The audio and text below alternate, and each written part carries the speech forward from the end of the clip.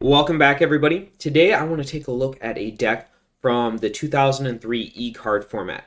Now, this is a format that TCG1 supports, and occasionally there is going to be tournaments for it, so I thought it'd be cool to cover a deck from that era. Now, to be clear, since this is only 1 year, 2003, there's only, I believe, 3 or 4 sets in the format, and it's a very limited card pool, but despite the limited card pool, there's still quite a few really cool decks that come out of it.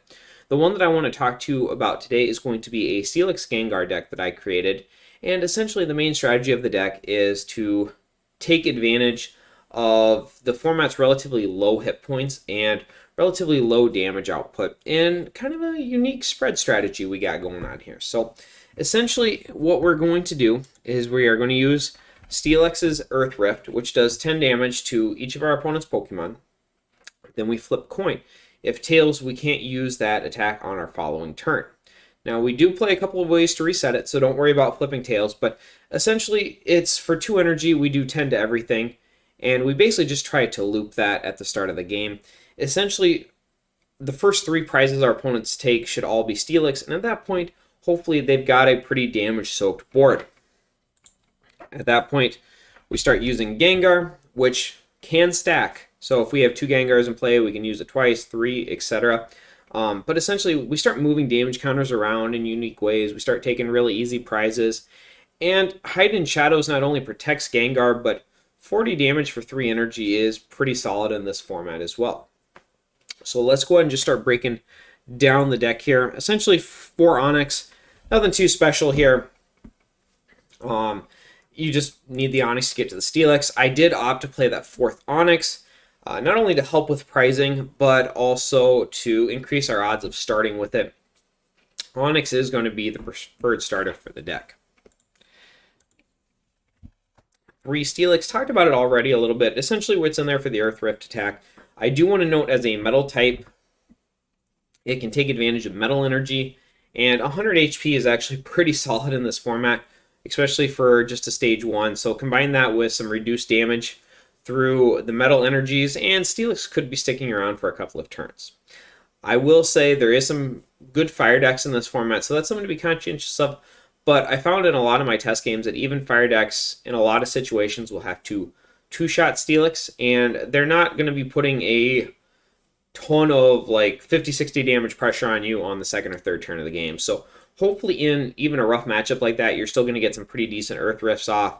And we need our opponent to take 3 prizes anyways. So on top of that, Iron Smash, it's not a great attack, but if you do need a little bit of a good kick there, I have used it depending on the matchup and the situation.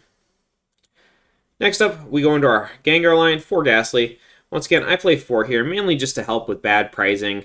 And then also, if we ever do need to sacrifice a Pokemon to the opponent, we need them to take 3 anyways, and Ghastly is not the worst Pokemon to sacrifice. Also, Bad Dream isn't the worst attack in the world. 50% chance at sleep, 50% chance at confusion. We're going to get a good result either way. 3 Hunter, no Rare Candy in the deck. So we do need to make sure that we are playing the thick stage 1 line in there. Haunter, once again, nothing too special. The fighting resistance is nice. And solid attack. 20 damage and auto sleep can buy you a turn in the pinch. 3 Gengar. Once again, really good damage output for the energy. 3 energy for 40 is really solid. And then unbelievably good power in this format, in my opinion. A lot of Pokemon in the deck have relatively low damage output, so being able to come in with Chaos Move and move 2 or 3 damage counters a turn, along with all your spread damage and your hitting for 40 damage, can be really, really hard for the opponent to deal with. A really popular deck in the format, for example, is Scizor EX, and Scizor only has 60 HP and relies very heavily on tanking metal energies, which Chaos Move helps us get around. I also play a 1/1 Porygon 2 in the deck. Essentially, this is for consistency. It works sort of well. I semi-built the trainer line around it, where essentially we have a lot of turn and burn item cards in the trainer lineup. So essentially we'll get a nice little +1 or backup for 2 with it. I only play a 1/1 line. I'm not relying on it in the deck, but it is a pretty decent bench setter in certain situations. Pretty rare, but you can also data sort if you're in a real pinch and get a trainer card out of your discard pile. Note that trainer means essentially item card. You can't get like a supporter or a stadium with it. For Copycat, we have such few good supporters in this format. We've got to max the good ones we do have. For Professor Oak's Research, Shuffling and Draw 5 is actually pretty solid. I know in like 2004, this oftentimes gets overshadowed by cards like Steven's Advice, but we don't have that in this format, so Professor Oak's Research is actually a really, really good supporter.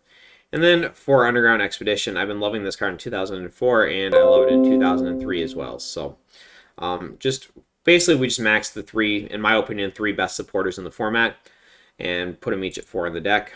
1 Town Volunteers. Definitely some situations where we might need to recycle a Steelix or a Gengar. Ironically enough, in this format too, games can go quite long, and I found myself in danger of decking out in different games and different situations, and found the Town Volunteers to be worth the inclusion. Also in rare situations, despite the very high energy count, I have found myself in kind of awkward situations with that, so being able to send energy back has also been really nice for the deck. Consistency-wise, for Dual Ball to search out the basic, for Master Ball to search out the evolutions, and this also plays with that turn and burn strategy I talked about with Porygon 2, where we can play our hand down and try to back up for a couple of cards, draw a little bit farther. 3 Warp Point.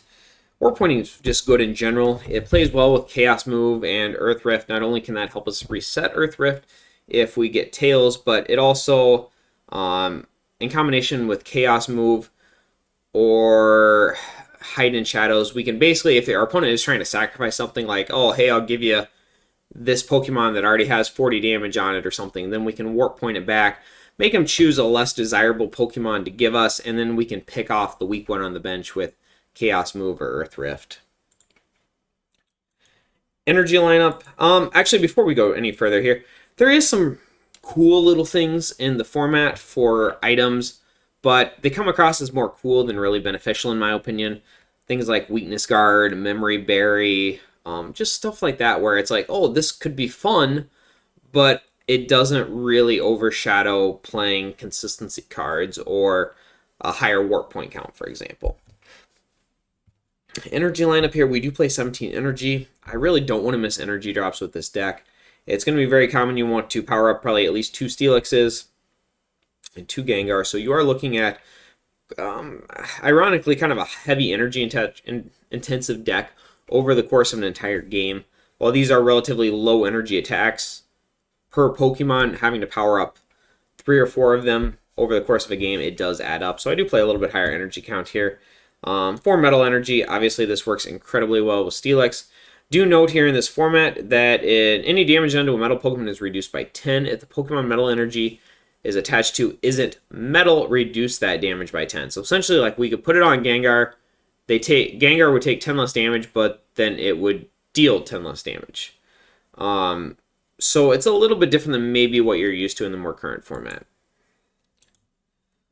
For Warp Energy, once again, this plays incredibly well with Steelix to help us reset the Earth Rift if we need to.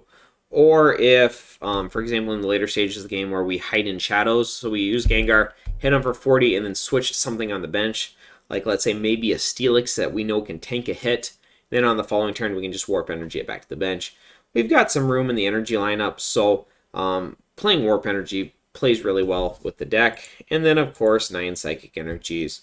So while the 17 energy does seem high, I think running 9 Psychic Energies for such a high reliance on Gengar does feel right. Maybe I get sneak by with 7 or 8, but 9 just makes me feel a little bit better in the deck. And like I said, while there was definitely some cute trainer cards that we cut, I don't think there was anything essential to the deck that I had to cut to make room for the higher energy lineup.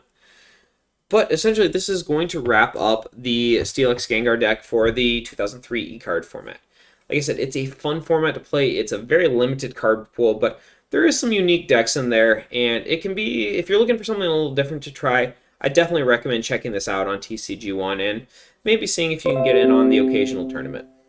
Other than that, I hope to see you in the next video.